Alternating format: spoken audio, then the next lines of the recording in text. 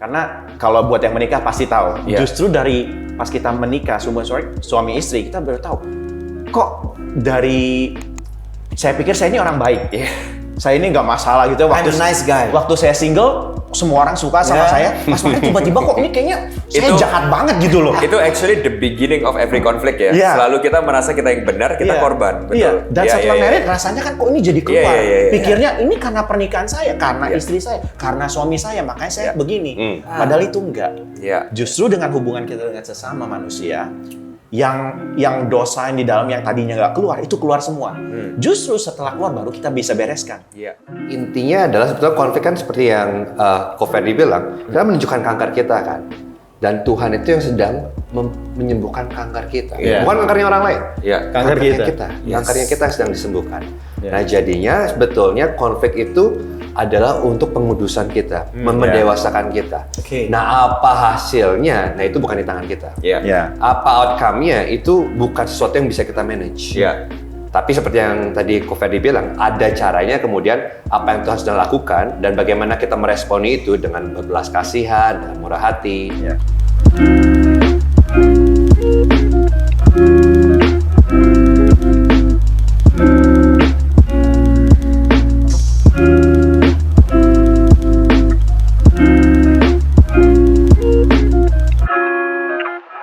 Halo sahabat Bible and Coffee, kita jumpa lagi pada episode kali ini dan tema daripada topik kali ini gimana ya, agak mengganggu, agak berat dan yang saya mau tegaskan adalah tidak terlepas dari kehidupan kita semua. Judulnya adalah konflik. Bagaimana kita menangani managing konflik. Oke, Pastor Anthony. Tapi untungnya gini, Pastor Henry, topiknya berat, tapi pembicaranya hari ini narasumbernya spesial. Kita kirim dari jauh ya. Ini seperti terlihat di layar Anda ya. Kita kembali dengan 2 narasumber. Ya, dan silakan Pastor Anthony perkenalkan. Ada satu yang sudah tidak asing, satu sudah mulai. Oke lah, tapi episode sebelumnya kan udah ya. Dan ini semuanya import ya? Import. Jadi hari ini Bible and Coffee Special Imported Edition ya. Edition. Costnya tinggi sekali. Sangat sekali. Very Jadi expensive. mungkin nanti setelah acara ini kita bisa kasih informasi rekening yang di bawah ini. Donasi di sini ya. Di sini ya. Jadi kita diberkati dengan kehadiran Pastor Ferdinand Haratua dari Melbourne dan Pastor Yosia Yusuf dari Sydney. Ya, kita Oke, jadi seperti yang tadi Pastor Henry udah bilang di awal, kita hari ini akan bahas sebuah hal yang ini memang berat, mungkin gak nyaman gitu ya, tapi menurut saya tidak bisa dihindari gitu ya, yaitu konflik. Betul. Ini di rumah terjadi, di kantor terjadi, bahkan di gereja pun terjadi gitu ya. Gereja antara jemaat terjadi, bahkan di antara leaders dan pendeta dan pastornya pun terjadi. Tidak bisa dihindari. Dan kalau dihindari menimbulkan masalah di depan. Lebih besar lagi gitu kan. Betul. Jadi ini sesuatu konflik ini kita nggak bisa hindari ya, karena kita semua ini adalah manusia yang masih punya natur dosa. Ya nanti kita akan lebih dalam, kita akan bahas itu ya. Tapi karena dosa dan Roma 3:23 kan berkata semua orang telah berdosa dan telah kehilangan kemuliaan Allah. Sehingga sengketa, konflik, pertikaian, sesama orang berdosa saling menyakiti itu nggak bisa dihindari. Sangat potensi sekali. Betul. Sehingga yang kita akan bicarakan hari ini bukan cara untuk menghindari konflik. Atau cara untuk bahkan mungkin menyelesaikan konflik ya. That's not what we're trying to do today. Tapi adalah cara bagaimana kita bisa melihat, memahami konflik sekaligus meresponi konflik dengan cara yang biblical. Berarti apa point of view-nya? Itu ya, cara memandangnya kan? Betul. Nah, jadi kita mungkin akan mulai di situ dulu ya. Let's make that sebagai kita punya starting point gitu ya. Apakah Alkitab itu berbicara tentang konflik? Apakah Alkitab itu memberikan kepada kita sebuah panduan atau guidance about konflik? Aku akan bacain satu ayat mungkin supaya kita bisa pakai ayat ini sebagai acuan kita hari ini ya.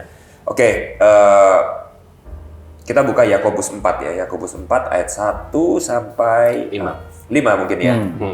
Oke. Yakobus 4 ayat 1 sampai 5. Aku bacain buat kita semua. Dari manakah datangnya sengketa dan pertengkaran di antara kamu?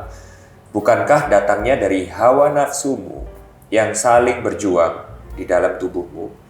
Kamu mengingini sesuatu, tapi kamu tidak memperolehnya. Lalu kamu membunuh, kamu iri hati, tetapi kamu tidak mencapai tujuanmu. Lalu kamu bertengkar dan kamu berkelahi.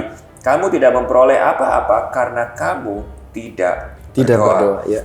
Atau kamu berdoa juga, tetapi kamu tidak menerima apa-apa karena kamu salah berdoa. Sebab yang kamu minta itu hendak kamu habiskan untuk memuaskan hawa nafsumu. Hai kamu orang-orang yang tidak setia, tidakkah kamu tahu bahwa persahabatan dengan dunia adalah permusuhan dengan Allah? Jadi barang siapa hendak menjadi sahabat dunia ini, ia menjadikan dirinya musuh Allah. Janganlah kamu menyangka bahwa kitab suci tanpa alasan berkata, roh yang ditempatkan Allah di dalam kita diingininya dengan cemburu. Oke. Mungkin kita akan mulai dari ayat ini ya. Aku mungkin bisa minta dari Pastor Yosia Yusuf dan Pastor Ferdinand, tapi let's start with Yosi dulu ya. Apa perspektif kamu on this passage? I think yang pertama-tama yang kita harus lihat dulu ya. Kan pertanyaannya itu konflik itu unavoidable. Itu pasti terjadi. Yes. Nah, tetapi cara pandang kita tentang konflik itu kita harus mengerti pertama-tama apa yang menyebabkan konflik. Exactly. Karena kalau enggak kan dalam konflik, kalau kita tanya, bilanglah kita lagi ribut suami sama istri, lagi ribut, mau ribut sama istrimu. Pasti natur kita berkata, alasan aku ribut, alasan aku bertengkar, salah itu, anak, salah bertua, salah orang lain, salah kan kita kan selalu berkata, seandainya dia lebih pengertian, seandainya dia lebih mengerti aku, seandainya dia lebih berbelas kasih, ini semua nggak akan terjadi. Jadi dalam konflik itu natur manusia selalu berkata yang terjadi itu karena situasi di luar aku. Sesuatu yang di luar kita. Di luar kita. Itu yang menjadi alasan kenapa konflik terjadi.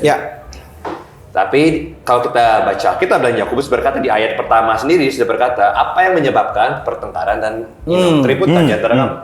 Dia berkata permasalahan utama. Nah ini menarik sekali.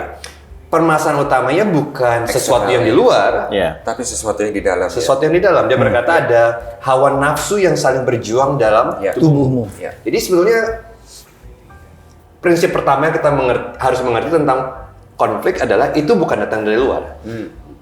Mungkin ada sesuatu di luar yang terjadi. Tetapi kalau kita kemudian masuk ke dalam sebuah pertengkaran dan konflik, yang terjadi adalah karena ada sesuatu yang terjadi di dalam kita. Apa itu? Nah, bahasa Indonesianya adalah hawa nafsu ya. Jadi ada sesuatu yang kita inginkan, passion, dan kita tuh nggak mendapatkannya. Dan karena itu, kemudian itu membuat kita akhirnya berespon dengan salah. Jadi kalau aku bisa bilang, berarti yang di luar, kita nggak pungkiri yang di luar ya. Jadi pasti ada faktor-faktor yang di luar ya. Yang nggak di luar kontrol kita. Jadi mungkin orang mengintimidasi kamu, orang mengkhianatin kamu, orang mengecewakan kamu. Mungkin hanya perkataan orang saja, bukan nggak usah yang besar-besar. Perkataan orang ya. Tapi whatever that is, berarti yang di luar itu cuma men-trigger. Apa yang di dalam. Memicu apa yang di dalam. Benar. Did you wanna I think contohnya ya, kalau kita kurang yakin itu yang sebenarnya yang membuat konflik itu dari dalam itu, kalau kasih contoh aja ya. Kita mungkin bertemu dengan orang, kita sama suami istri ketemu dengan teman gitu ya di jalan Terus teman kita ini menyapanya mungkin kurang enak atau apa, ngobrol sama kita ya. Terus kita merasa, wah saya nih ada memicu sesuatu di hati saya nih. Terus kayaknya wah kesel banget sama orang ini ya. Tapi pas ngomong sama istri saya di mobil, dia biasa-biasa aja tuh. Dia kok nggak ngerasa, padahal omongannya sama gitu ya. Omongannya sama. Kenapa saya kesel? Dia saya bilang enggak, padahal omongannya sama. Itu membuktikan kalau masalahnya bukan di luar omongannya orang lain, tapi apa yang terjadi dalam hati kita. Jadi di dalam. Di Melbourne juga terjadi ya seperti itu. Oh enggak, itu enggak. Iya, cuma di Bali. Di pedalaman ini. di tempat lain lah gitu. Exactly gitu. Nah, tapi ya aku nggak tahu ya, kadang kan orang itu kan merasa, tapi pastor, yang terjadi di luar saya itu sangat menyakitkan. Dan mungkin kalau masalah itu nggak terjadi, kalau orang itu nggak nyerang saya nggak akan seperti ini, gitu ya. Benar. Itu benar juga. Jadi kita nggak bisa bilang hanya karena apa yang ada di dalam kita. Memang namanya kita itu sama manusia berdosa, itu dosa itu dua arah. Dua arah. Karena dosa lain juga kadang kita seperti itu. Tapi yang circumstances di luar ini kan kita nggak bisa ngatur. Kita nggak bisa kontrol. Kita nggak bisa kontrol, kita nggak bisa perbuat apa-apa. Tapi bukan berarti karena hal tersebut di luar, terus kita nggak bisa memperbaiki kehidupan kita. Betul. Ya, jadi kita harus aktif juga, kita nggak bisa pasif. Bukan berarti semuanya di luar, saya ya udah bukan urusan saya, nggak begitu juga. Oke. Karena kan sebetulnya apa yang terjadi di luar itu seperti yang tadi kita udah bilang, itu hanya memicu sesuatu. Sebetulnya ada sesuatu yang hati kita inginkan dan kemudian sesuatu yang di luar itu menentang atau menghalangi kita untuk mendapatkan apa yang hati kita inginkan dan karena itulah kemudian kita berespon dengan kemarahan, dengan kekesalan. Jadi yang terjadi, yang di luar itu hanya memicu apa yang sebenarnya sudah terjadi di dalam. Ada keinginan, ada sesuatu yang kita benar-benar, kalau ini terjadi, maka aku akan baik-baik saja. Kalau aku dapatkan ini, maka hidupku akan baik. Tetapi orang tersebut sepertinya menghalangi kita untuk mendapatkan hal itu. Dan karenanya, kita marah, karena kita kesal. Jadi misalnya permasalahannya, kalau Yakobus berkata, ada sesuatu yang kamu inginkan, dan kamu tidak dapatkan. Nah, bahkan bahasa Yunani-nya lebih keras lagi, bukan cuma ingin, tapi bahasa Yunani-nya itu adalah hedone. Yang dari mana kita memiliki kata hedonism Hedonism. Jadi ada sesuatu yang kita inginkan, tapi keinginan itu bukan keinginan yang baik, tapi keinginan yang ingin memuaskan diri kita sendiri untuk kepuasan kita. Selfish desire. Dan kita nggak mendapatkannya.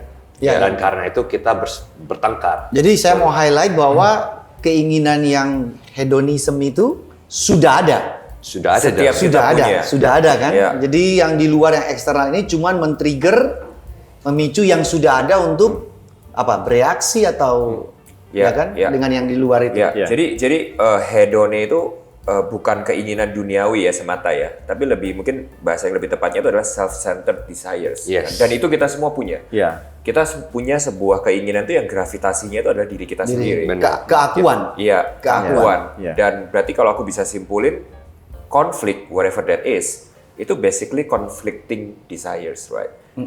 Pada waktu desire kamu dan desire aku, dan desire kamu itu saling bertabrakan, saling berkonflikting satu sama lain, itu sebenarnya yang terjadi pada waktu ada sengketa atau konflik. Nah, boleh nggak saya katain begini, seperti tadi dibilang kan ada sesuatu yang sudah di dalam.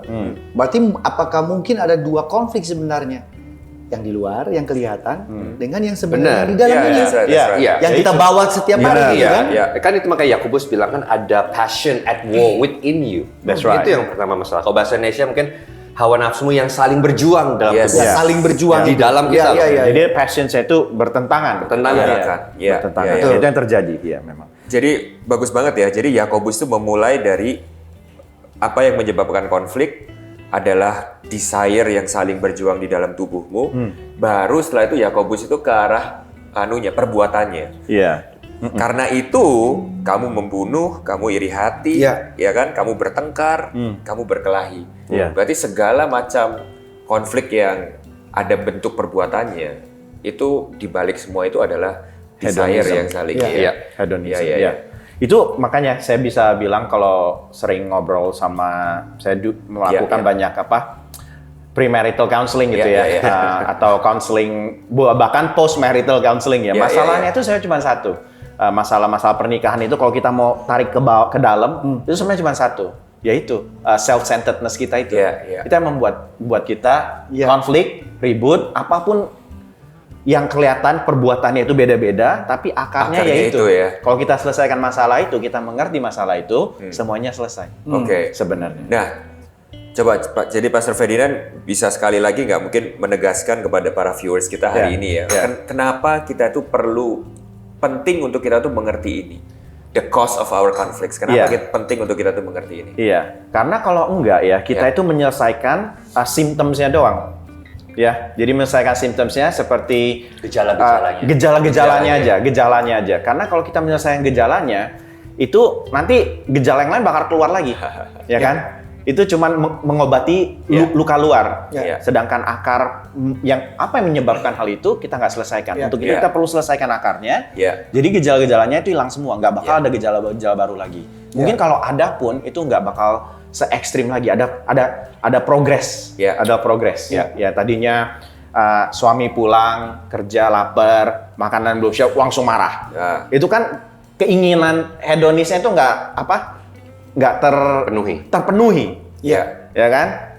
Itu jadi konflik. Nah itu akarnya harus selesai. Kenapa kamu begitu? Bukan ya karena saya capek. Bisa juga karena capek. Tapi kalau kita tarik ke dalam tuh karena ada self-centeredness di situ. Self-centeredness-nya kenapa?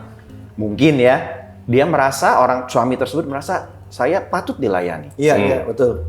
Saya kan harus dilayani. Sudah Saya kerja keras. Jadi dari jam 9 sampai jam 5 untuk mendapatkan nafkah bagi keluarga. Kok aku pulang nggak mendapatkan yang seharusnya? Nggak dihargai. Ini narasinya kalau ditambah lagi, kamu mesti tahu diri dong. Iya kan? Aku udah capek buat ini. Jadi akarnya di situ. Nah, untuk itu pasangan suami istri sebenarnya bisa saling membantu untuk bertumbuh lebih dewasa melalui hal itu. Dengan cara, kok kamu marah, membicarakan dan kita sama-sama evaluasi antara suami dan istri gitu ya, bisa belajar jadi mulai mengerti satu dengan yang lain. Nah, berarti kalau misalnya kita mengerti hal ini ya, maka cara kita nyelesain konflik itu juga beda banget ya. Beda. Ya, pendekatannya sangat berbeda. Kalau kita nggak ngerti hal ini dan cuma nyelesain di permukaannya doang, symptomsnya doang, kecenderungan kita tuh akan kalau nggak avoiding konflik, ya udah deh, kali ini aku yang ngalah deh. Gitu ya. Jadi, udah pada ribut, gue yang ngalah deh. Bener. Jadi dalam contoh itu sang istri mungkin ya sudahlah gue masakin aja terus gitu kan. Exactly. Tapi permasalahan nggak selesai. Dia cuma memperbaiki perlakuannya saja, kelakuan di luar saja. Sehingga nanti tinggal tunggu waktu, itu kan kayak bom waktu. Akan meledak lagi. Akan meledak di satu ekstrimnya lagi, yaitu Eksplosif. Bigger konflik. Istrinya yang meledak, bukan suaminya. Istrinya yang meledak. Bigger konflik. Nah, di sini menarik sih. Nanti kita mungkin akan bahas lebih in a practical sense of course. Jadi kita akan masuk ke aplikasinya gimana. Tapi di sini menarik. Di sini Yakobus ngasih sebuah solusi itu yang mungkin kalau orang baca tuh kayak nggak kepikir gitu ya. Apa hubungannya sama doa? Benar. Oh iya, betul. Gitu ya. Kenapa kok kamu iri hati, bertengkar, berkelahi, membunuh, tiba-tiba kamu nggak memperoleh apa-apa, which is sambungannya sama yang tadi yang awal kan, kamu nggak dapat your desires, kamu nggak bisa memenuhi keinginanmu karena kamu tidak berdoa. Nggak meminta. Exactly, itu gimana tuh maksudnya itu? Ya, kan kalau yang Yakobus katakan sini jelas ya. Jadi sebetulnya yang bisa memuaskan keinginan hati kita itu adalah Tuhan. Yang bisa memberikan apa yang hati kita paling inginkan itu adalah Tuhan. Wow, Jadi makanya Yakobus berkata, kenapa kamu nggak mendapatkannya? Kenapa kamu frustrasi? Karena kamu nggak minta pada orang yang bisa memberikan kepada kamu. Dan karena kamu nggak minta kepada orang yang bisa memberikan kepada kamu mencoba memerasnya dari pasangan daripada kamu. orang lain. Dari orang lain. Jadi kamu tuh sedang mencoba mendapatkan sesuatu yang hanya Tuhan bisa berikan kepada kamu dari orang lain. Dan orang lain tidak bisa memberikan itu. Dan yang sama juga. Orang lain juga mencoba mendapatkan apa yang hanya Tuhan bisa berikan kepada mereka melalui kamu. Saling memeras. Dan itulah yang terjadi.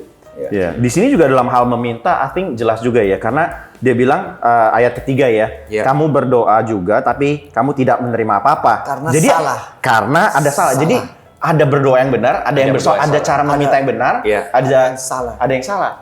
Kembali ke contoh yang tadi lah ya, yang suami istri ribut karena nggak ini, mintanya mungkin berdoanya, Tuhan rubah istri saya supaya rajin masak dong. Mintanya seperti itu ya. Ini saya udah berdoa kok nggak rajin-rajin masak gitu kan. Itu salah satu contoh contoh konkret aplikasinya. Jadi bisa mungkin kita berdoa, bukan kita nggak berdoa, kita mintanya salah. Jadi apa yang dikatakan di sini, I think ada cara meminta berdoa yang benar itu. Dan itu akarnya kan self-centeredness, hedonis itu ya, keinginan yang salah, desire yang salah. Jadi kalau berdoa yang benar itu, saya tangkap di sini adalah gimana kita bisa align itu menyelaraskan keinginan kita dengan keinginan Tuhan. Jadi bukan keinginan lagi. Jadi pas kita berdoa, Tuhan, saya kok begini sih? Saya mau keinginan saya nggak seperti ini. Saya mau keinginan saya seperti keinginan Engkau. Jadi menyelaraskan to align our desires dengan desires-nya Tuhan. Ya ada dua alasan berarti ya, kenapa kita nggak mendapatkan apa yang kita inginkan. Pertama, kita tidak meminta kepada Tuhan. Dan yang kedua, waktu kita minta, yang kita minta tuh hanya untuk memuaskan keinginan kita, bukan sesuai dengan apa yang Tuhan inginkan. Dan itu katanya Yakobus adalah, kalau bahasa Inggrisnya, bahasa Inggris jauh lebih keras ya. Bahasa Inggris berkata itu adalah adultery. Atau bahasa Indonesia perzinahan. Ini menarik. Kenapa kok tiba-tiba Yakobus bilang itu adalah perzinahan? Itu sangat amat menarik. Mungkin Ko Achan mau, Pastor Ferdy mau explain kenapa tiba-tiba kok dari berdoa yang salah seolah-olah nggak connect ya. Tiba-tiba Yakobus ngomong, kamu orang-orang berzina loh. Itu alasannya ya. Itu di ayat 4 ya. Ayat keempat. Hai kamu orang-orang yang tidak setia, tapi dalam English translation ada terjemahan lain juga sih ya. Terjemahan lain seperti AYT gitu ya. Itu memang dikatakan penjina gitu ya. Okay. Memang karena bahasa aslinya itu berbicara tentang perselingkuhan. Adulterous people. Nah, itu menarik sekali. Kenapa berdoa yang salah, berdoa yang berfokus pada diri sendiri, itu Yakobus berkata bahwa itu adalah perzinahan. Kalau saya urut, ada hawa nafsu, konflik bertengkar, lompat ke doa yang salah, kemudian muncul perzinahan. Ya, itu perzinahan. Ini 4 topik nih. Karena pentingnya ya, saya kira kenapa dikatakan itu suatu adultery ya, penjinahan ya. Karena itu menunjukkan kalau itu hal penting. Mungkin kita kadang ada konflik pikir ini masalah kecil, nggak apa-apa ya, bukan masalah besar, kita nggak perlu bereskan. Sedangkan menurut Yakobus ini masalah besar. Ini suatu adultery, suatu penjinahan, bukan masalah kecil yang kita ya udah biarin lah, kita ignore aja, kita get along aja. Enggak, kita harus selesaikan. Ini suatu penjinahan. Dan lebih dari itu, kata adultery di sini kalau kita pelajari ini feminim. Feminim, adulterous. Jadi apakah kita di posisi yang femininnya? Femininnya, yang adultery-nya ini feminin. Kenapa? Karena firman Tuhan bilang gereja Tuhan itu apa? Mempelai wanita. Kita mempelai wanita Tuhan. Jadi ini menggambarkan sebenarnya penjinahan ini, konflik kita dengan sesama, ini penjinahan terhadap Tuhan. Bukan hanya terhadap sesama. Jadi our adulterousness itu kita sinning against Tuhan. Makanya itu serius. Bukan suatu hal yang ya lupain lah, gue juga nggak mau hangout sama orang ini gitu biarin aja. Enggak loh. Kita kalau nggak selesai itu hubungan masalahnya dengan Tuhan. Jadi kan logikanya adalah begini, karena kita itu mempelai wanita Tuhan dan Tuhan itu mempelai pria kita, sewaktu kemudian kita melihat kepada hal yang lain untuk mendapatkan kepuasan kita, kita melihat kepada hal-hal yang lain untuk mendapatkan keinginan kita yang paling mendalam, di mana seharusnya kita menemukan itu dalam Tuhan, itu adalah perzinahan di mata Tuhan. Nah, jadi kalau aku boleh summary ya, Yakobus ini memulai dengan sebuah horizontal issues. Yakobus ini memulai konflik dengan sesama. Permasalahan horizontal. Dan Yakobus tekankan di sini bahwa segala permasalahan horizontal itu disebabkan sama permasalahan vertikal antara kita dengan Tuhan. Dan masalah serius ini. Dan masalah serius. Sehingga sebelum kita berusaha memperbaiki apapun masalah yang horizontal itu, yang pertama kali harus diperbaiki adalah hubungan vertikal kita. Ini interesting banget dinamika yang sangat menarik. Pastor Ferdinand mungkin mau you wanna build on that? Saya kira gini ya, kadang kita pikir kalau hubungan kita dengan sesama itu tergantung apa personality kita ya. Kadang kita ada yang introvert and extrovert, ada yang mau banyak bergaul, ada yang kurang bergaul. Itu kayak seolah-olah kurang penting. Padahal tuh dalam firman Tuhan itu penting sekali karena dari hubungan kita itu menunjukkan hubungan kita dengan Tuhan itu sangat penting. Jadi dengan tadi kan saya kasih contohnya hubungan suami istri ya. Karena kalau buat yang menikah pasti tahu. Justru dari pas kita menikah suami istri kita baru tahu. Kok dari saya pikir saya ini orang baik. Saya ini nggak masalah gitu. I'm a nice guy. Waktu saya single semua orang suka sama saya. Pas makin tiba-tiba kok ini kayaknya saya jahat banget gitu loh. Itu actually the beginning of every conflict ya. Selalu kita merasa kita yang benar, kita korban. Betul. Dan setelah married rasanya kan kok ini jadi keluar. Pikirnya ini karena pernikahan saya, karena istri saya, karena suami saya, makanya saya begini. Padahal itu enggak. Justru dengan hubungan kita dengan sesama manusia, yang dosa yang di dalam yang tadinya nggak keluar, itu keluar semua. Justru setelah keluar baru kita bisa bereskan. Seperti kanker. Kalau kanker di dalam kita nggak merasakan gejalanya di luar, kita nggak tahu, nggak bakal menyelesaikan. Apakah kankernya itu ada? Ada. Jadi dalam hubungan sesama itu penting. Itu penting banget. Jadi saya pikir juga nanti mungkin kita bisa ngomongin ya soal ini, soal singleness, karena kalau suami istri mengeluarkan semuanya itu, terus yang single gimana ngeluarinnya kan? Apakah saya terus ada kanker di dalam, terus nggak tahu karena pikir wah saya ini orang baik kok gitu Aku juga pengen nanti Yosi ngelanjutin lagi ya. Tadi Yosi briefly mention sebuah diagnosa yang menurut aku tajam banget. Kita have to build on that. Jadi ternyata problem kita sama orang lain itu menunjukkan sebuah problem yang kita tuh punya sama Tuhan yang kita tuh mungkin nggak sadari sebelumnya. You know what I mean kan? Jadi kita perasaannya tuh kayak, gua tuh konflik sama orang. Orang ini tuh yang nggak kasih gue apa yang gue mau, tapi ternyata sesuatu itu adalah sebenarnya masalahnya bukan per se sama orang itu, tapi masalah kita sama orang itu cuma nunjukin sebuah masalah, merealitaskan apa yang sebuah masalah yang kita sebenarnya punya sama Tuhan, sebuah kepuasan atau keinginan yang sebenarnya cuma Tuhan yang bisa penuhi. Kamu tadi sempat mention itu, bisa kamu build on that nggak? Iya. Jadi kan itu jelas sekali ya kalau kita baca Yakobus. Jadi semua akar permasalahan itu ada keinginan yang tidak terpenuhi, dan kemudian kita minta itu dari orang-orang sekitar kita, orang-orang kita tidak dapat memberikannya. Kemudian Yakobus berkata seharusnya kamu meminta itu dari Tuhan. Hanya Tuhan yang bisa memuaskan kamu. Tapi kamu mencari dan melihat kepada orang-orang lain, dan kamu nggak mendapatkannya, karena itu kamu bertengkar, karena itu kamu berseteru. Nah, jadinya yang terjadi adalah di sini terjadi di mana di satu sisi, nah ini kan Yakobus itu kan menulis bukan kepada orang-orang bukan Kristen, gereja ya, kepada gereja, kepada orang-orang Yahudi yang sudah tersebar kemana-mana.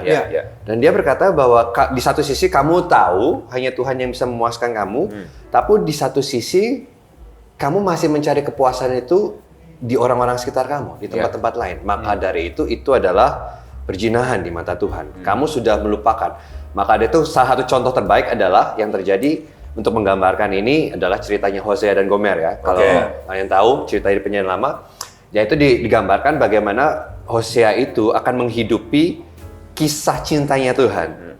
Di mana Hosea disuruh menikah dengan seorang wanita sundal bernama Gomer, dan Gomer kemudian meninggalkan Hosea, kemudian berselingkuh, dan kemudian Hosea diminta mengejar Gomer kembali. Dan Tuhan berkata, seperti Hosea, seperti kamu akan dikhianati oleh orang yang kamu kasihi, dan kemudian kamu harus mencintai dia kembali, itulah yang akan kulakukan gambaran Tuhan ya kepada umatku. Dan itu yang Kristus lakukan. Jadi di sini kita bisa menemukan, bahkan kalau kita baca ayat berikutnya lagi ya, kita nggak akan baca, tetapi di sini dikatakan bahwa sebetulnya Allah menentang orang yang sombong, tapi memberikan kasih karunia kepada mereka yang rendah hati. Karena memang hatinya Tuhan itu, walaupun kita itu semua sudah berselingkuh, kita semua pasti pernah melakukan apa yang Yakobus katakan, kita berseteru, kita menginginkan sesuatu dan kita meminta dari orang lain dan bukan Tuhan. Tetapi hati posture Tuhan di sini terhadap kita adalah I love you.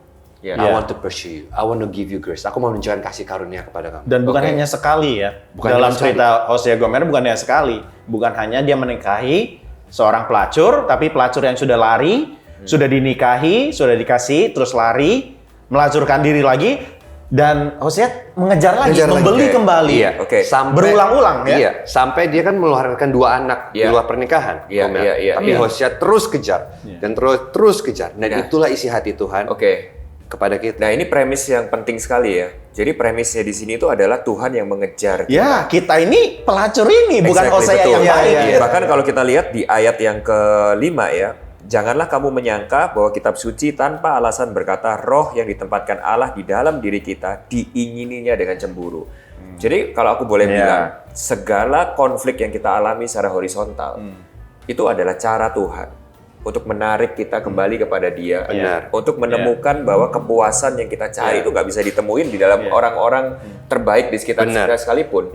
Malah harus dituntun untuk kita tuh menemukan sumber daripada kepuasan itu sendiri, yaitu daripada Tuhan. Jadi konflik itu, sebetulnya kalau kita perhatikan, bisa kita lihat sebagai kebaikan Tuhan. Untuk menyadarkan bahwa ternyata hati kita tuh masih melekat pada sesuatu yang lain selain Tuhan.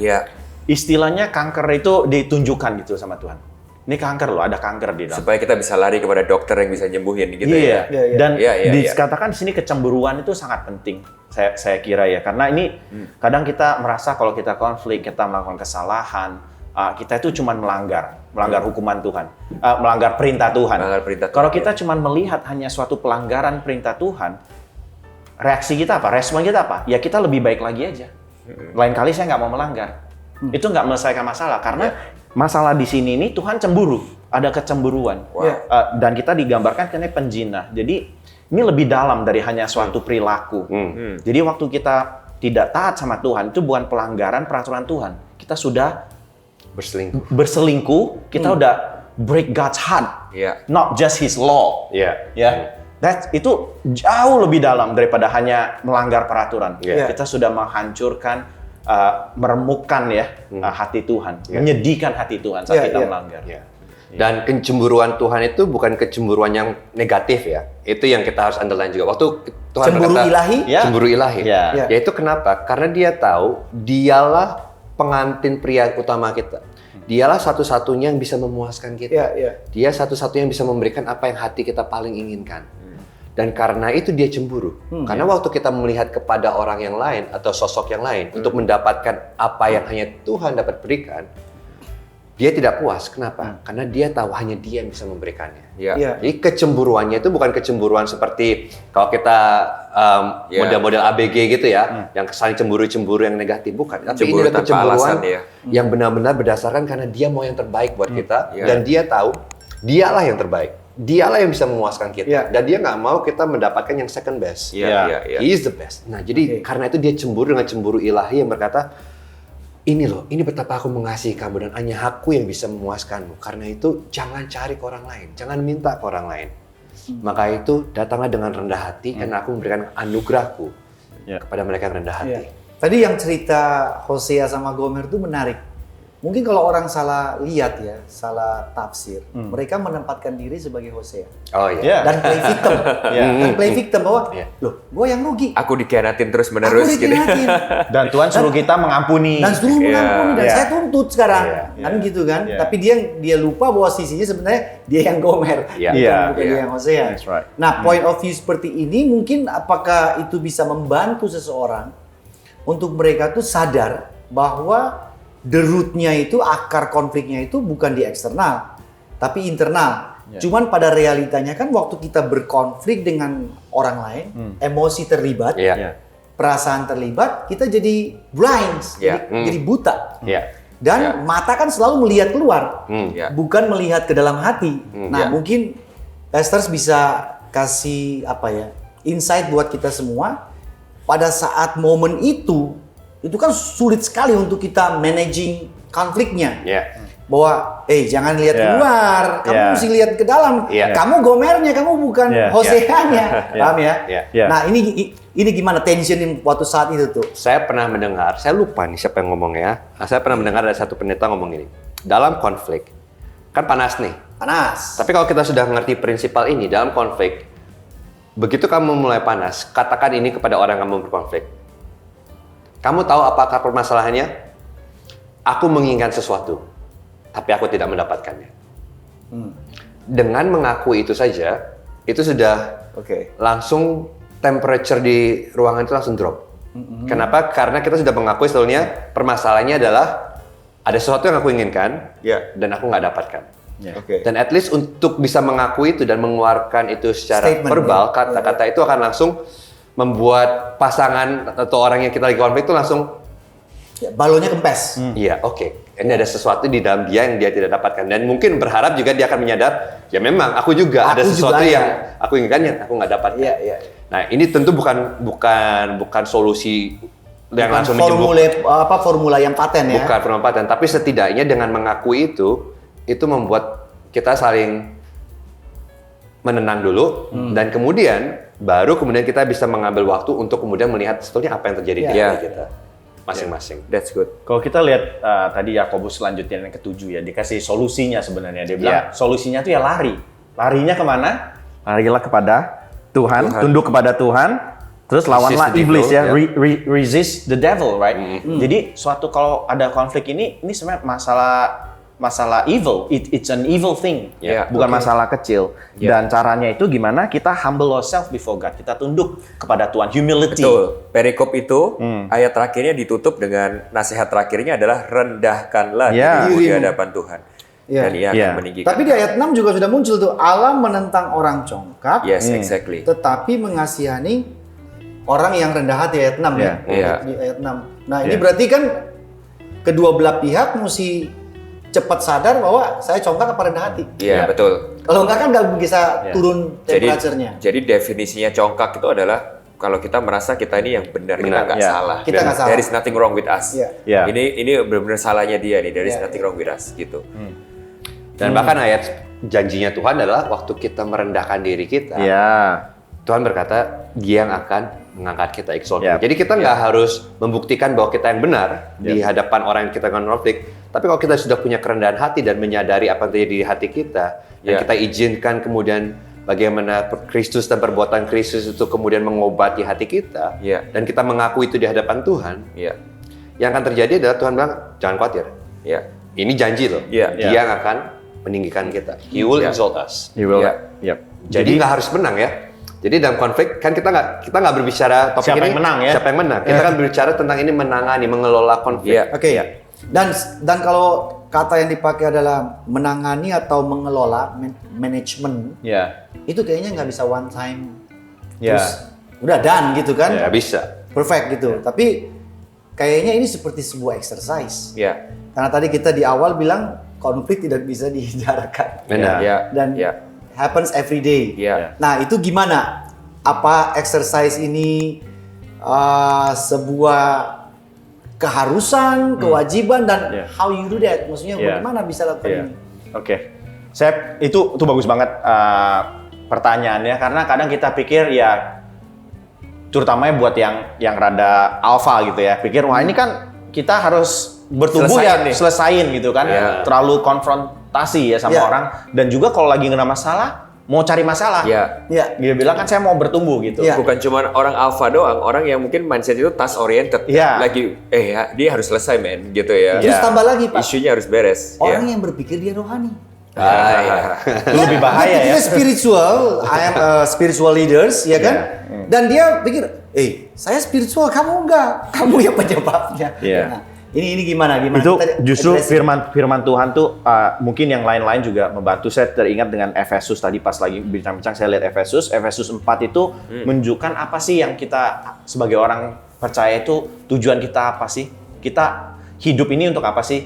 Ya, kenapa kita udah percaya, kenapa nggak langsung naik ke surga bertemu dengan Yesus? Karena pas kita hidup ini kita bertumbuh dalam Christ likeness ya, maturity kita itu bertumbuh. Efesus 4:23 bilang karena itu sebagai orang-orang pilihan Allah yang dikuduskan dan dikasihinya, dia bilang apa? Kenakanlah belas kasihan, kemurahan, kerendahan hati, kelemah lembutan, kesabaran.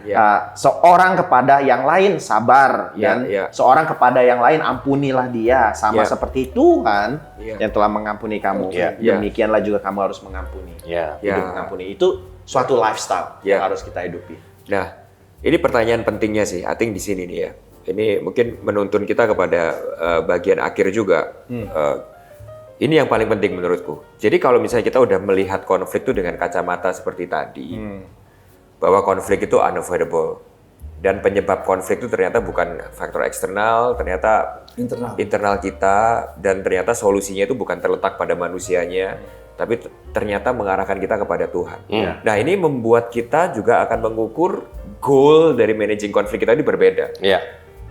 Goalnya kan, jadi why we manage our conflict, why we have to act on it like this.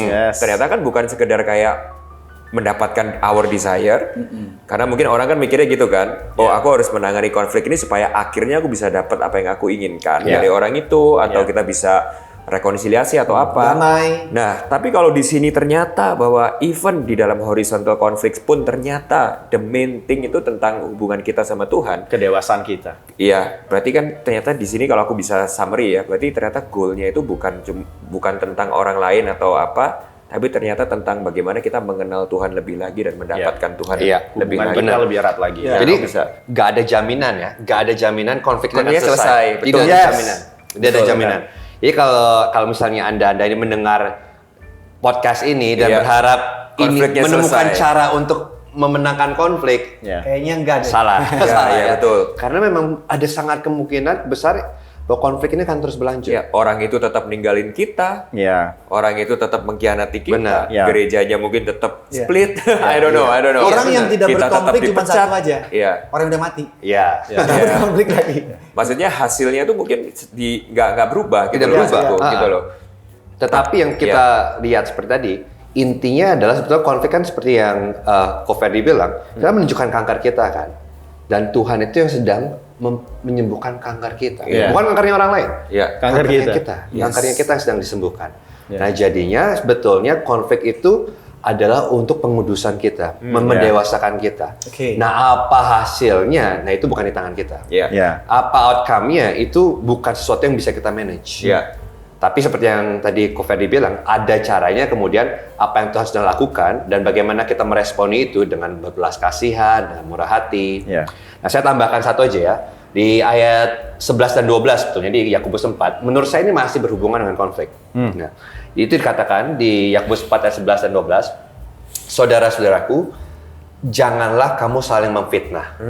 Siapa yang memfitnah saudara seimannya atau menghakiminya, ia mencela hukum dan menghakiminya. Dan jika engkau menghakimi hukum, maka engkau bukanlah pelaku hukum, tetapi hakimnya. Hanya ada satu pembuat hukum dan hakim, yaitu Dia yang berkuasa menyelamatkan dan membinasakan. Tapi siapakah engkau, sehingga engkau mau menghakimi sesama manusia? Nah, ini Yakobus memberikan kita sebetulnya gambaran atau guideline apa yang kita harus lakukan dalam konflik dan sesudah konflik. Yaitu gini, jangan memfitnah. Jangan berkata buruk, dan kalau bahasa Inggrisnya jangan mengecilkan, don't speak evil of the other person. Dan itu maksudnya adalah jangan kemudian kita mengecilkan orang itu, kita merendahkan orang tersebut. Kenapa? Karena kita bukan hakim. Karena mungkin Tuhan juga sedang beracara dan mengerjakan sesuatu di kehidupan orang itu. Jangan sampai kita bermain hakim dan kita kemudian berasumsi motif tentang orang itu dan menjelekkan orang itu. Karena Tuhan sedang melakukan sesuatu perkara dalam hidup orang itu sendiri. Kita bukan hakimnya. Hanya ada satu hakim yang mengetahui segalanya, yang mengetahui motif, yang mengetahui segala detail yang terjadi. Dan itu bukan kita. Itu Tuhan. Dan sewaktu kita memfitnah dan mengecilkan orang yang kita berkonflik bersama dengan, itu berarti kita sedang bermain hakim. Kita sedang berkata, aku tahu apa yang Tuhan sedang lakukan dalam hidup orang itu. Dan kita nggak bisa.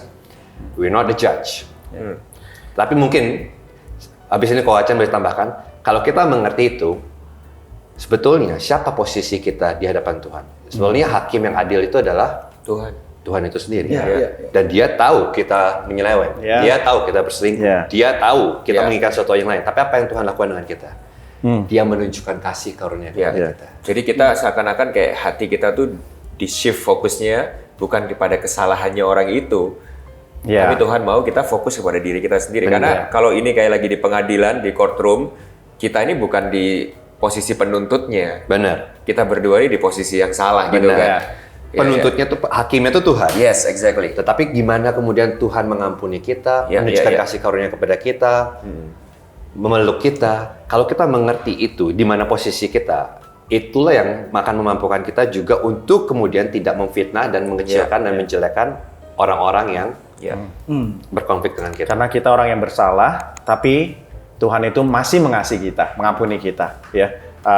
I think kita harus sadar juga posisi kita itu penting banget. Di mana kita kalau tiap kali konflik kita diajarkan firman Tuhan itu jangan pusinganlah sama orang lain, pusingan dengan dirimu dan masalahnya itu kamu dengan Tuhan. Di sini dikatakan draw near to me. Firman Tuhan selalu kata draw near to me, humble yourself, rendahkanlah hatimu, datanglah kepadaku. Itu solusinya. Apa itu goalnya juga sebenarnya? Konflik ini goalnya apa sih? Supaya kita lebih dekat dengan Tuhan. Itu goalnya. Itu bukan saya menang. Itu harus digarisbawahi. Itu harus digarisbawahi. Bukan untuk kemenangan kita. Tuhan mau heal our heart. Yang di sini di Yakobus ayat yang ke-8 dikatakan karena apa? Karena kita mendua hati. Kita ini adulterous people yang mendua hati. Tuhan mau kita sadar. Kita ini cintanya ini banyak. Sedangkan Tuhan tuh orang Tuhan yang jealous. Jadi Tuhan bilang jangan mendua hati. Mendua hati itu kita apakah hidup kita self-centered atau Christ-centered, God-centered, Jesus-centered itu. Tapi self-centeredness itu bisa ada dua posisi juga. Satu harus menang dalam konflik. Satu mungkin untuk orang seperti saya menghindari konflik. Itu juga self-centered. Itu self-centered. Dua-duanya self-centered. Saya memilih kenyamanan saya. Dan akhirnya saya menghindari konflik dan tidak mau berkonflik sama sekali. Jadi people pleaser. Jadi kemudian yang terjadi adalah itu berarti sama juga. Saya sedang mendua hati. Saya sedang mengasihi diri saya lebih daripada yang lain. Jadi jangan berpikir bahwa kita konfront itu menang terhadap konflik, menghindar pun untuk menang juga. Menang. Buat diri sendiri. Iya, dua-duanya nggak menyelesaikan Nah, masalah. ini ada satu yang terlintas. Di gereja itu kan pasti ada konflik. Dan gereja ini kan kita asumsikan isinya spiritual person, people.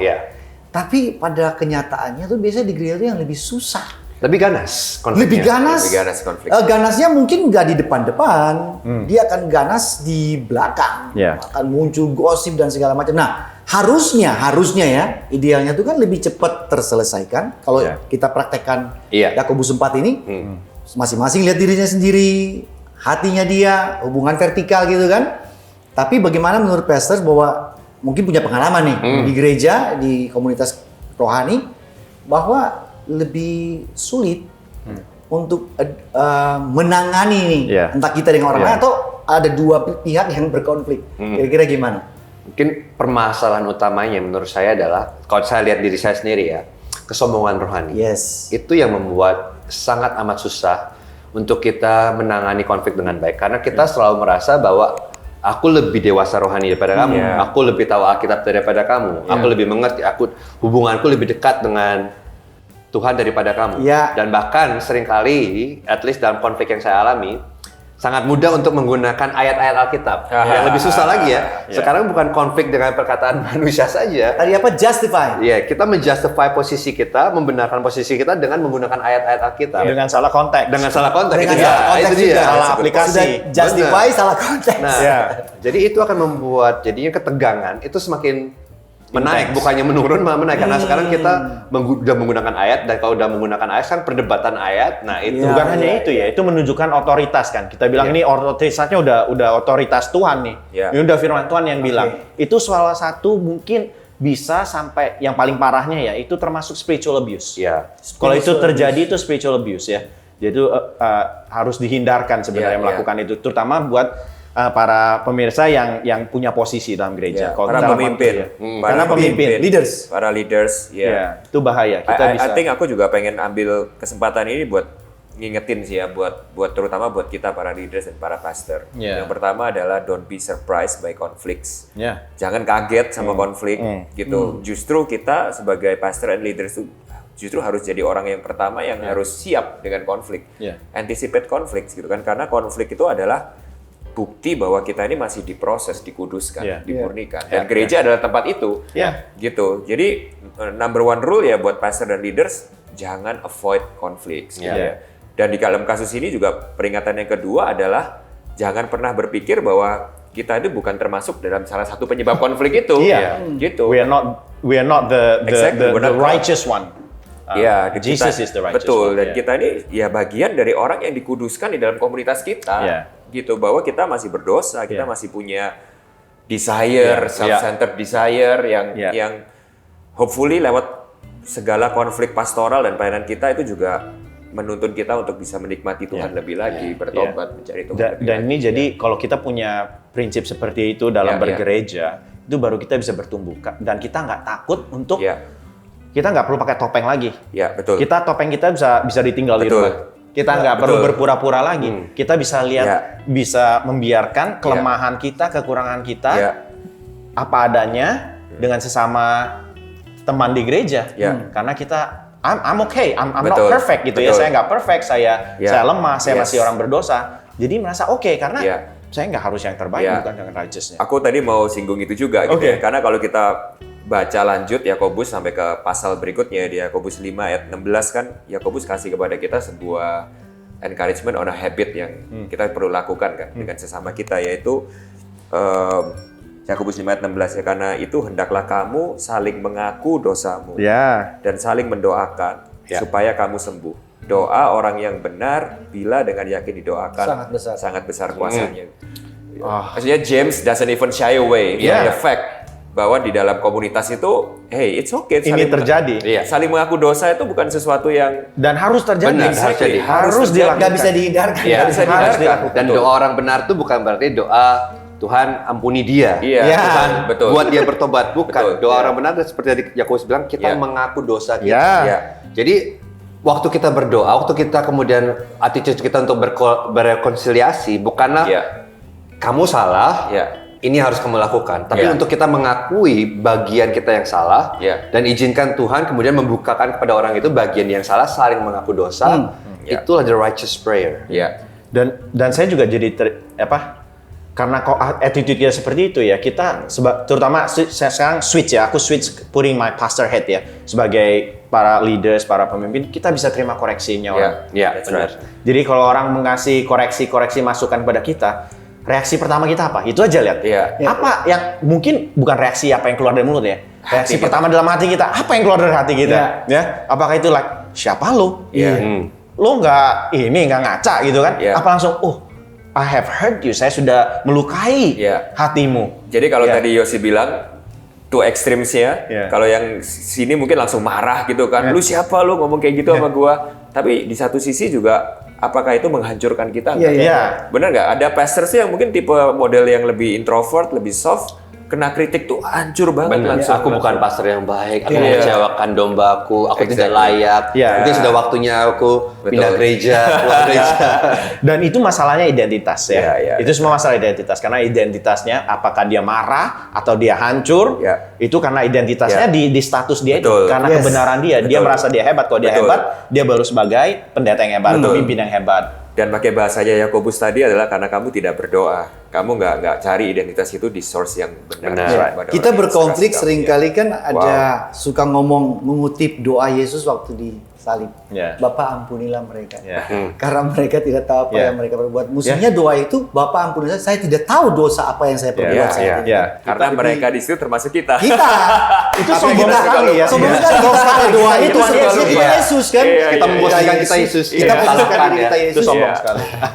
Mereka itu sombong. Padahal maksudnya ampunilah saya apa yang saya tidak tahu saya perbuat. Nah, saya mau tanya dulu, apakah masalah konflik ini ada berhubungan dengan Rasul Paulus berkata di Korintus bahwa kita harusnya menjadi orang yang membawa damai. Ya kan? 2 Korintus 5 ayat 18 dan semuanya ini dari Allah dengan perantaraan Kristus telah mendamaikan kita dengan dirinya dan mempercayakan pelayanan pendamaian. Jadi habis kita didamaikan dengan Allah, pelayanan itu dipercayakan kita untuk mendamaikan kita menjadi pendamai. Atau yang lebih praktikal lainnya juga Paulus kan pernah bilang sejauh hal itu bergantung padamu, usahakanlah perdamaian dengan semua orang. Peacemakers. Ini penting ya, peacemakers, not peacekeepers ya. Jadi atau mungkin lebih tepatnya peace bringers. Jadi kan yang ditugaskan kepada kita sebagai agent of reconciliation itu kita berbicara pertama ya, bukan hubungan horizontal. Sebagai agent of reconciliation itu kita adalah membawa pesan kabar baik di mana Tuhan sudah mendamaikan kita kepada orang-orang yang belum berdamai dengan Tuhan. Yang paling pertama. Itu yang paling utama. Jadi ayat itu dalam konteksnya itu udah berbicara kita sebagai agent of reconciliation itu untuk membawa pesan Injil itu kepada orang-orang. Menyampaikan kabar baik itu. Perdamaian dengan Tuhan. Perdamaian dengan Tuhan. Agen perdamaian. Tapi apakah ayat itu ada punya maksud juga bahwa kita juga berusaha hidup damai dengan semua orang? Hasilnya adalah sewaktu kita sudah berdamai dengan Tuhan, akhirnya adalah kemudian kita bisa hidup damai dengan orang-orang di sekitar kita. Jadi perdamaian dengan sesama itu istilahnya dari apa yang kita sudah diskusikan tuh hanya gejala-gejalanya ya. Kalau kita selesai efeknya, kalau kita hanya menyelesaikan itu, kita nggak menyelesaikan masalah problem utamanya yang vertikal. Jadi kita jangan mikir kita pokoknya mau damai-damai aja. Jadi kan intinya bukan itu. Agent of reconciliation itu maksudnya seperti itu. Dan yang kedua yang tadi Anthony bilang, kalau kita sudah mengerti itu dan kita sudah didamaikan dengan Tuhan maupun kita begitu berdosa, maka attitude kita terhadap orang-orang yang menyakiti kita pun kita bukan menghindar, tetapi kita mau rekonsiliasi. Seperti Kristus sudah berrekonsiliasi dengan kita. Dan kemudian karenanya Paulus berkata, as far as it depends on you, berusahalah untuk berhidup damai. Tapi kan seperti ada limitnya ya. As far as it depends on you. Karena seringkali untuk rekonsiliasi dibutuhkan dua sisi. Nggak bisa satu sisi. Dan jadi ada kemungkinan seperti kita bilang tadi, ada kemungkinan konflik ini tidak akan pernah selesai. Kita udah berusaha sebisa kita, tapi yang pihak sana nggak mau. Close the door.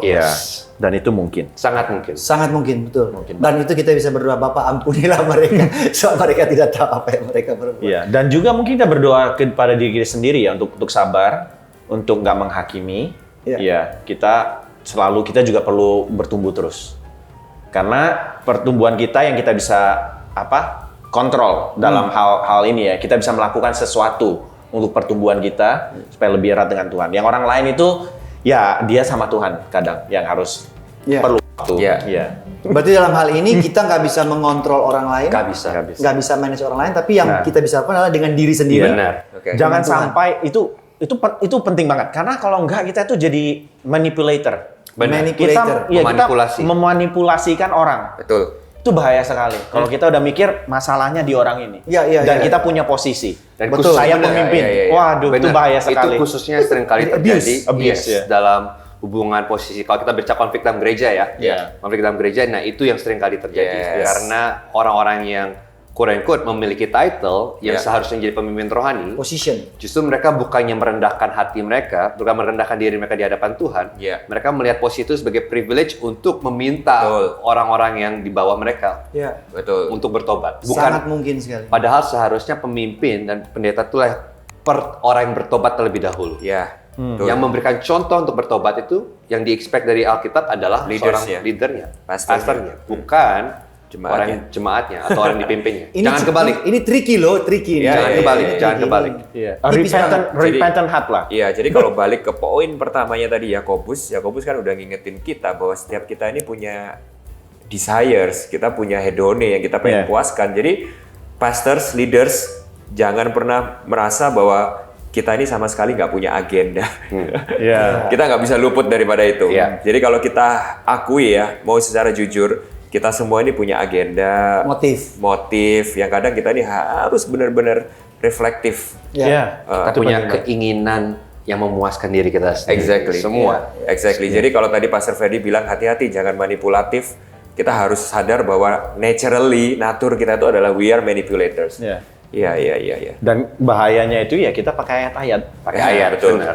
Bukan hanya manipulasi, tapi pakai ayat Tuhan, pakai firman Tuhan. Dan saya kira perlu mungkin bisa klimaksnya di ayat 9 ke 8 juga ya. Itu di sini dikatakan sadarilah kemalanganmu, berduka cita dan merataplah. Hendaklah tertawamu kamu ganti dengan ratapan. Dan sukacitamu dengan duka cita. Terus yang 10 dikatakan rendahkanlah dirimu di hadapan Tuhan. Dan Ia yang akan meninggikan kamu. Bukan kita yang meninggikan diri. Benar. Bukan orang lain yang angkat kita, tapi Tuhan sendiri yang mengangkat kita. Itulah attitude yang harus dimiliki oleh justru orang-orang yang dewasa rohani. Saat menghadapi konflik.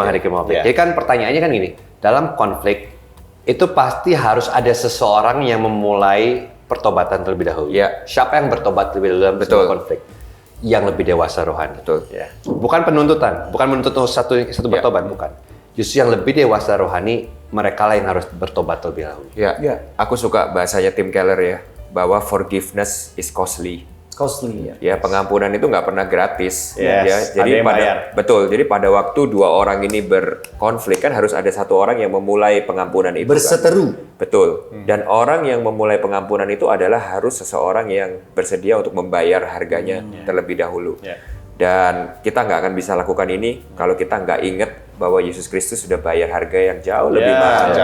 Jauh lebih mahal buat kita dibandingkan dengan segala pelanggaran yang kita udah lakukan kepada orang-orang di sekitar kita. Jadi forgiveness itu jadi sebenarnya simple ya. Ngomong berarti attitude kita dengan orang tersebut seperti ini. Kamu udah nggak berhutang lagi dengan saya. Apa yang hutangmu itu saya sudah bayar. I absorb. Saya meresap harga itu. Jadi itu harga yang harus dibayar. Saya meresap itu. It's costly. Aku rasa ini bagus banget buat kita tutup di sini. Jadi untuk menyimpulkan topik kita hari ini, mungkin ayat 9 dan 10 ini aku mau baca sekali lagi ya buat teman-teman. Jadi kalau kita bisa sum up semua yang kita udah pelajari hari ini, kita udah bicarakan hari ini, whatever konflik yang kita hadapi sekarang, segala sesuatu konflik yang kita hadapi sekarang dengan istri kita, dengan rekan sepelayanan kita, atau kalau mungkin Anda adalah pastors, leader dengan jemaat Anda, maka ini yang harus kita lakukan, yaitu sadarilah kemalangan kita, berduka cita dan meratap. Artinya kita repent of our sins, bahwa kita juga ada dosa yang Tuhan sedang expose, Tuhan sedang tunjukkan, Hendaklah tertawa kita ganti dengan ratap dan sukacita, kita dengan duka cita. Rendahkanlah diri kita di hadapan Tuhan. Dan ini this is the beautiful promise ya. Bahwa nggak stop sampai di kemalangan, nggak stop sampai di kita duka cita doang, nggak stop sampai kita repent. Tapi rendahkanlah dirimu di hadapan Tuhan dan Ia akan meninggikan kita. Underline that last sentence. Tuhan yang akan meninggikan, bukan orang lain. Kita yang akan meninggikan dengan cara. Jadi bukan sekarang aku sudah bertobat, aku sudah merendahkan diriku, sekarang waktunya untuk aku menunjukkan bahwa aku benar. Bukan. Kita bertobat, kita merendahkan diri dan izinkan kemudian di Tuhan dan waktunya dan cara Dia yang akan meninggikan kita. Kita nggak harus membuktikan diri kita lagi. Betul. Ada kepuasan, ada sebuah pengenalan yang lebih dalam akan Tuhan, ada kebahagiaan yang lebih dalam akan Tuhan yang kita bisa dapatkan pada waktu kita ini lari kepada Dia di dalam konflik kita. Amin. Alright, semoga topik yang berat hari ini bisa jadi berkat buat kita semua yang mendengarkan hari ini. Ini buat kita sendiri juga such a refreshing session ya. Karena kita akan pulang ke gereja kita masing-masing dengan banyak konflik realita, nggak bisa kita hindarin ya. Tapi hopefully kita sekali lagi bisa diingatkan bahwa Tuhan itu jauh lebih besar daripada segala konflik yang kita hadapi. Sahabat Bible and Coffee. Jadi kita akan selesai episode kali ini ya. How you see how you understand the conflict determines your response. Jadi bagaimana Anda melihat dan memahami konflik tersebut akan menentukan respon Anda terhadap konflik-konflik yang terjadi yang tidak dapat dihindarkan dalam kehidupan Anda. Sampai jumpa di episode berikutnya. Tuhan memberkati. See you. Bye-bye. Terima kasih teman-teman semua yang sudah menyaksikan episode kali ini. Dan tetap nantikan episode kita yang selanjutnya dengan judul yang lebih menarik. Dan jangan lupa subscribe, like, dan komen teman-teman semua. Thank you.